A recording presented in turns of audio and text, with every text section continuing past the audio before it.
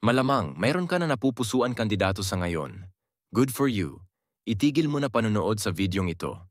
Ngunit para sa natitira sa atin na wala pa, paano nga ba dapat tayo magdesisyon kung sino ang iboboto? Sabi ng kaibigan ko, iboto natin ito. May tiwala ako sa kaibigan ko. Iboboto ko ang endorso ng paborito kong artista. Dahil bet siya ni Idol, bet ko rin. Kung sino iboboto ng magulang ko, iboboto ko rin. One family kami, baka masermonan pa ako. Pare-pareho naman corrupt. Iboboto ko na lang magbibigay na ayuda sa halalan. At least may pakinabang ako sa kanya. Maraming tao nakukuha ang kanilang impormasyon mula sa media. TV, radio, internet. Pero ang media may mga pagkakataon na hindi nagsasabi ng katotohanan. Sila ay mga negosyo at tulad ng ibang negosyo ang layunin nila ay kumita ng pera. Naalala mo pa ba ang mga political ads na ito? Nakaligo ka na ba sa dagat ng basura? Nagpasko ka na ba sa gitna ng kalsada? Yan ang tanong namin, tuloy ka bang isa sa amin?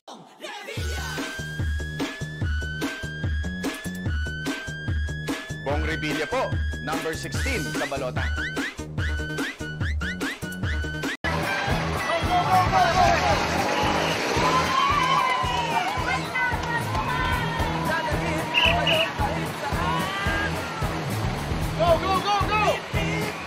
Nakakatawa panoorin. Parang nagsayang lang ng milyones sa gastusin para sa mga advertisements. Walang ni isang magandang programang pinakita. Pero bakit ito ang gustong-gusto ng mga tao? Isa pa ang social media, mapa YouTube man o Facebook.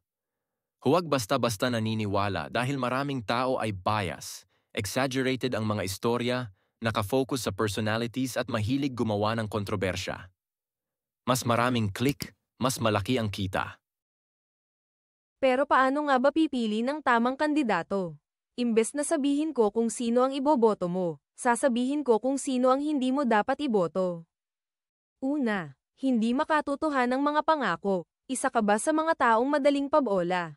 Ibibigay ko ang langit, tatawirin ko ang dagat, ibababa ko ang presyo ng bigas sa 20 piso. Lahat ng Pilipino may ayudang 10,000 piso. Sila ay parang manliligaw na pag nakuha na ang gusto at saka kaiiwan sa ere o sila ba sa huli ay ikaw ang pakakasalan. Pangalawa, mapanira sa kapwa-kandidato. Imbes na sariling plataporma ang itinataguyod. Kapag ganito ang kandidato, madalas mas marami siyang bahong tinatago kaya inuunahan niya ang kalabang kandidato para pag may nagsiwalat sa baho niya, sasabihan niyang ginagantihan at pinopolitiko lamang siya. Pangatlo, pangit na record. Walang nagawang magandang proyekto o batas at may bahid ng korupsyon noong nanunungkulan pa. Ang trabaho ng senador o kongresista ay bumalangkas ng batas, pero bakit may mga ayuda silang pinamimigay at basketball court na pinatatayo? Siyempre, para bumango ang pangalan nila at pangalawa, may porsyento silang makukuha sa bawat proyektong pinopondohan nila. Pang-apat, namimigay ng pera o ayuda lalo na bago halalan. Sa tingin mo, saan ba kinukuha ng kandidato ang kanilang pinamimigay na pera o ayuda? Sabihin na natin galing ito sa kanilang bulsa o bulsa ng mga kumpanyang sumusuporta sa kanila. Investment ang tingin nila dito dahil alam ng kandidato o ng mga kaibigan niya na pag nanalo sila, hindi lang doble ang kikitain o matatanggap nila. Tayo ang lugi dito. Tapos, mayroon din dyan na galing naman sa pondo ng gobyerno ang pinamimigay, pero ang gusto nilang ipakita ng kundi sa kanila, walang ayuda ipamimigay. Di ba in the first place, trabaho naman talaga nila maglingkod, pero bakit parang ang lilito may utang na loob pa tayo kapag may serbisyong natanggap galing sa kanila? Pero paano kung di ka nalang bumoto? Mayroon ba magandang dahilan para hindi bumoto? Marahil mas mababa ang edad mo sa 18 years old o nakakulong ka o isa kang dayuhan, kaya wala kang karapatang bumoto. Pero kung isa ka sa 66 million registered voters na Pilipino, bakit hindi ka bumuboto? Kabilang ka ba sa mga nag-iisip ng ganito? Una, ang gusto kong iboto ay walang pag-asa kaya hindi na ako boboto. Pangalawa, ang gusto kong iboto ay sigurado ng mananalo kaya okay lang na hindi na bumoto. Ikatlo, corrupt naman lahat, wala ako pagpipilian. Kahit sinong maupo, pareho lang naman ang serbisyo. Masarap isipin na ang nag-iisa mong boto ay makakapagpabago sa resulta ng halalan. Realistically, hindi ito mangyayari. Ngunit kung gusto mo magkaroon ng pagbabago, ang pagbabago ay dapat magsimula sa bawat isa sa atin at huwag umasang mauna magbago ang mga tao sa gobyerno. Mahalagang mapakinggan ang boses ng bawat isa sa atin, at ang boses na ito ay naririnig sa ating pagboto. Heto ang 3 kadahilanan bakit kailangan bumoto. Una, ito ay pribilehiyo at responsibilidad, hindi lahat ng tao ay nakakaboto. Dapat tayong pasalamat at tayo ay nasa demokratikong bansa, di tulad ng mga bansang North Korea at Venezuela. Isa sa bawat 3 tao sa mundo ay walang kalayaang bumoto. Maswerte ang henerasyon natin dahil sa kasaysayan ng mundo at ng bansa natin, ang mga tao ay hindi nakaranas ng kalayaang bumoto ng katulad ng tinatamasa natin ngayon. Ito ay biyaya ng mga bayaning lumaban para sa ating kalayaan. May tungkulin tayo na bumoto at iboto ang tamang kandidato dahil dito nakasalalay ang kinabukasan ng susunod na henerasyon. Pangalawa, ang gobyerno kailangan ng pagbabago.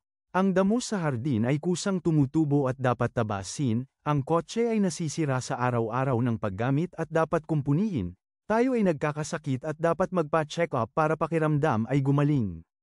Ayaw naman natin na tumira sa masukal at maruming bahay, gumamit ng sirang sasakyan o magkaroon karamdamang hindi alam ang dahilan. Kung marumi, sira at sakiti na ang gobyerno, dapat na itong linisin, ayusin at pagalingin. Lalo na at nauuso ang political dynasty, huwag sana bumoto base sa apelido, kundi sa pagkatao ng taong binoboto. Pangatlo, mabuting pamahalaan, maginhawang sambayanan.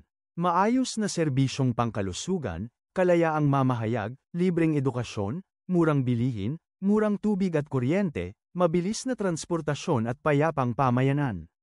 Mga matibay na daan at tulay, epektibong flood control project, mga proyektong tama lang sa presyo at pangmatagalan. Iyan ay ilan lamang sa mga benepisyong pwede natin matanggap mula sa mabuting pamahalaan. Maayos na pumumuhay hindi lamang sa ating sarili kundi higit sa lahat para sa mga bata at matatanda. Laging tandaan ang 3 bagay na ito.